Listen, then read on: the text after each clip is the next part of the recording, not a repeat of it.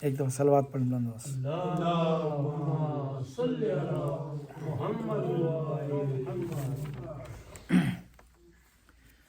جیسے کہ آپ کے علم میں ہے، دوسرے خطبے میں ہم بعض واقعات بیان کرتے ہیں اور تاریخ پر نگاہ دوڑاتے ہیں اور مناسبت سے بات چیت کرتے ہیں۔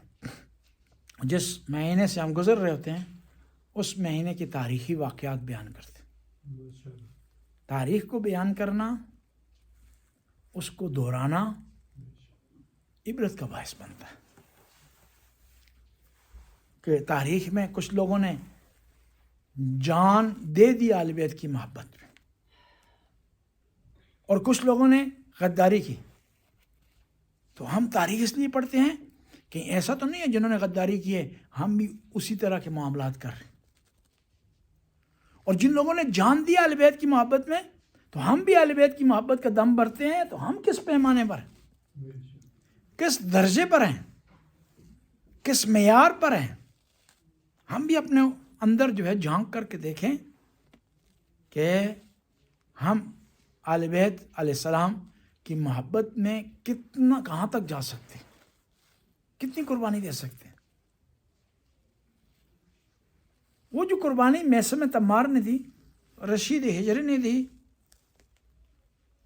حجر ابن عدی نے دی، حور نے دی، اس قربانی تک نہیں پہنچ سکتے، سوچ بھی نہیں سکتے ہم جی، لیکن کوشش تو کر سکتے ہیں نا۔ ان لوگوں نے اپنا سب کچھ قربان کر دیا ہے اہل بیت کے لیے، تو ہم کم از کم اتنا کر سکتے ہیں کہ وقت دے سکتے ہیں اہل بیت علیہ السلام کی بارگاہ میں۔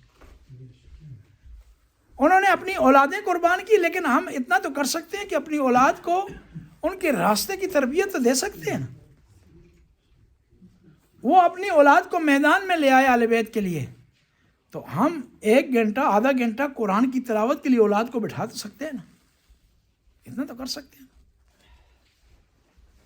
بس ہم تاریخ کو اس لیے دہراتے ہیں، تاریخ کو اس لیے بیان کیا جاتا ہے، تاریخ کو اس لیے دہرایا جاتا ہے کہ تاکہ پتہ چل جائے کہ تاریخ میں کیا ہوا ہے اور اس تاریخ سے ہم نے کیا درس حاصل کرنا ہے۔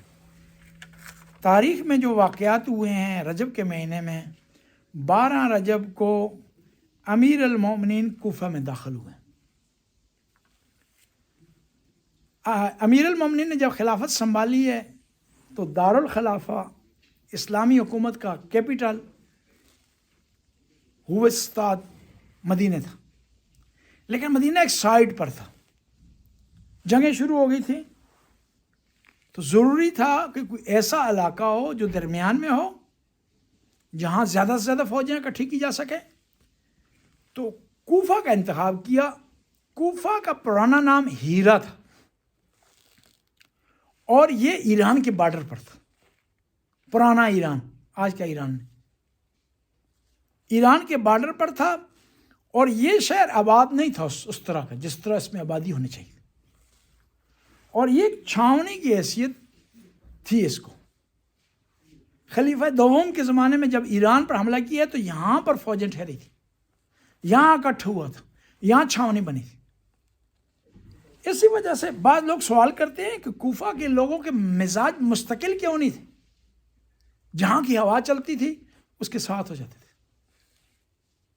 جو بھی گڈی اڑتی تھی پتنگ اسی کے ساتھ دینا شروع کر دیتے، چڑھتے سورج کی پوجا کرنا شروع کر دیتے۔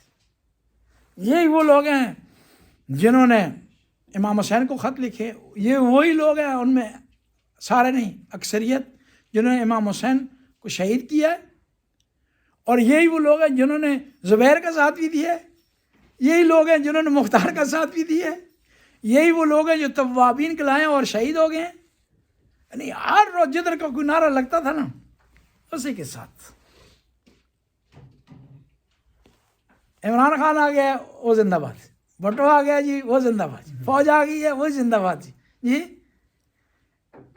جو ہے نواز شریف آ گیا ہے وہ بھی زندہ باد جی، جو بھی آتا تھا اسی کو زندہ باد۔ اس کی کیا وجہ ہے؟ وجہ اس کی یہ تھی کہ یہاں کے لوگ یہاں کے مقامی نہیں تھے، مختلف قبیلوں سے آئے تھے، ان میں اس طرح کی تہذیب اور ثقافت اور تمدن سویلائزیشن نہیں تھی جو ہونی چاہیے. سویلائزیشن بنتی ہے کہ بشرطے کہ قبیلہ ایک ہو اور وہ سالوں سال وہاں رہے. اس کا مزاج کیا ہوتا ہے؟ مستقل ہوتا ہے.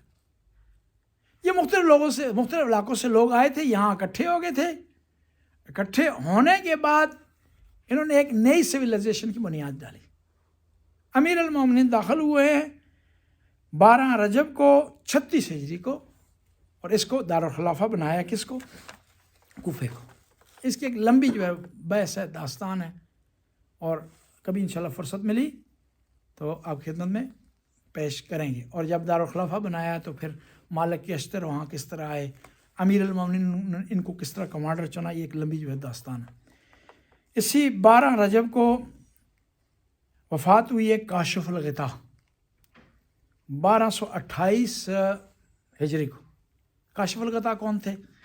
لبنان کے ایک بہت معتبر شیعہ عالم دین تھے، جنہوں نے ایک اہم کتاب لکھی ہے اصل و اصول شیعہ، کہ شیعہ کی کون سی بنیادی باتیں ہیں، کون سی بنیادی آئیڈیالوجی ہے، یہ انہوں نے لکھی.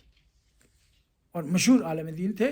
لبنان کے علماء بڑے مشہور گزرے ہیں، جس میں شیخ حر عملی ہیں، شیخ بہائی ہیں، شرف الدین موسوی ہیں. ایران کے بعد اگر کسی ملک نے شیعہ کی ترویج میں سب سے زیادہ کردار ادا کیا ہے وہ لبنان ہے.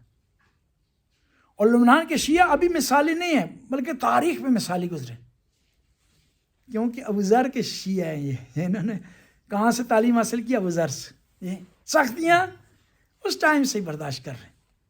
ہوا اس طرح تھا کہ خلیفہ سیوم نے جب دیکھا کہ ابو ذر زیادہ سپیچ کر رہے ہیں، اہل بیت کا ساتھ دے رہے ہیں، تو ان کو جلاوطن کر دیا تھا شام میں. اور لبنان شام کے انڈر تھا. تو جو شام کا حاکم تھا امیر شام معاویہ ابن سفیان، اس نے کیا کیا تھا؟ ابو ذر کو جبل العمل میں بھیج دیا تھا جلاوطن کر کے. اپنی طرف سے اس نے بھیجا یہاں پر اس لیے تاکہ دور رہے، مجھ سے بھی دور رہے، مجھے کہیں تنگ کرنا شروع نہ کر دے. تو یہاں آ کر ابو ذر نے تبلیغ کی، اور یہاں کے لوگ امیر المومنین کے ماننے والے بن گئے اس ٹائم سے. حتیٰ ان لوگوں پر ظلم بڑے ہوئے عثمانی خلافت کے زمانے میں. لبنان کے شیعوں پر اتنا دباؤ ہوا کہ کئی لوگ تقیتاً مجبور ہو کے عیسائی بن گئے. ابھی بھی لبنان میں بہت سارے ایسے لوگ ہیں عیسائی ہیں، نام ان کے شیعوں والے ہیں. ایک بہت زیادہ بڑی اینکر تھی ٹی وی پر لبنان کی، اس کا نام حسینی تھا، عیسائی تھی. ان کو اتنا ان پر دباؤ ڈالا گیا، لیکن پھر بھی یہ لوگ قائم و دائم رہے ہیں. بس لبنان کے علماء کا بڑا کردار ہے شیعہ مذہب کے ترویج میں. ہمارے جو شیعہ مذہب کے 5 مین شہید ہیں نا علماء، ان میں سے 2 لبنانی ہیں، شہید اول اور شہید ثانی. اور بڑی بڑی کتابیں انہوں نے لکھی ہیں، بڑے بڑے مناظرے انہوں نے کیے لبنان کے علماء نے. اور معمولی لوگوں سے مناظرے نہیں کیے. شیخ جو ہے ازہر یونیورسٹی جو ہے، اس کے جو چانسلر ہیں، ان سے جو مناظرے یا گفتگو یہ لبنان کے علماء کی ہوئی ہے. اور یہ عربوں کی جو ہے آنکھوں کا کانٹا بنے ہوئے ہیں لبنان کے شیعہ، علمی لحاظ سے بھی، شجاعت کے لحاظ سے بھی، اور مراجع اعظام کی تقلید کرنے کے حوالے سے بھی، اور جو ہے وہ مشہور ہیں. اور یہ سارا زیادہ کریڈٹ جو آتا ہے ایران کے انقلاب کو.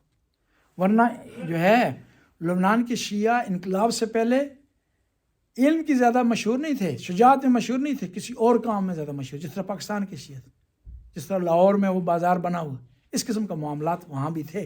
لیکن ایران کے انقلاب آنے کی وجہ سے ان میں تبدیلی آئی. ایران سے علماء گئے، موسیٰ صدر گئے، شہید چمران، ایسے لوگ انہوں نے وہاں جا کر کے لبنان کے علماء کا ساتھ دیا، اور ایک نئی تحریک آئی اور ایک تبدیلی آئی لبنان میں، یہ علماء کی اور ایران کے انقلاب کی برکت سے. جس طرح دوسرے علاقوں میں تبدیلیاں آئیں ایران کے انقلاب کے بعد شیعوں میں، کہ ہمارے ہاں جو ہے وہ لوگ شیعوں کو نماز نہ پڑھنے کی وجہ سے پہچانتے تھے، داڑھی نہ ہونے کی وجہ سے پہچانتے تھے،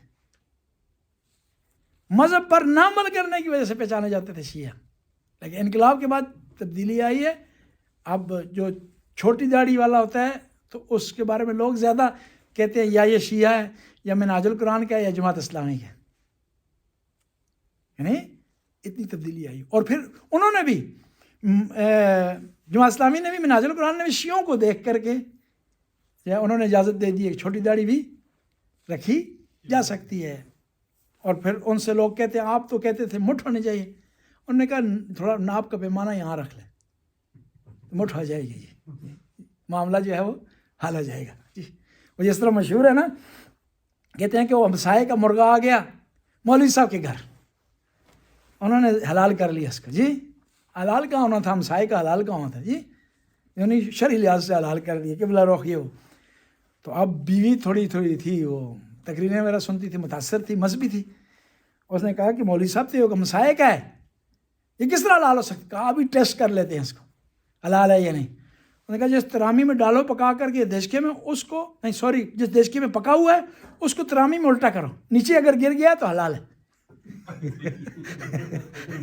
کیونکہ نیچے خدا آیا ہے نا، اگر اس میں اٹک جائے گا اوپر دیشکی میں تو حرام ہے جی. صحیح. تو یہ جو ہے معاملہ بعض کا لوگ ٹھیک کر لیتے ہیں اپنے. صحیح. داڑھی جو ہے جتنی بھی ہو قابل قبول ہے، تھوڑا سا اس کے جو پیمائش کا پیمانہ ہے، اس کی ابتدا کا پیمانہ پہلے یہاں تھا، اب اوپر کر لو تو پوری یہ مٹھ ہے یا نہیں، ختم بات. جی صلوات پڑھنا. بسم اللہ الرحمن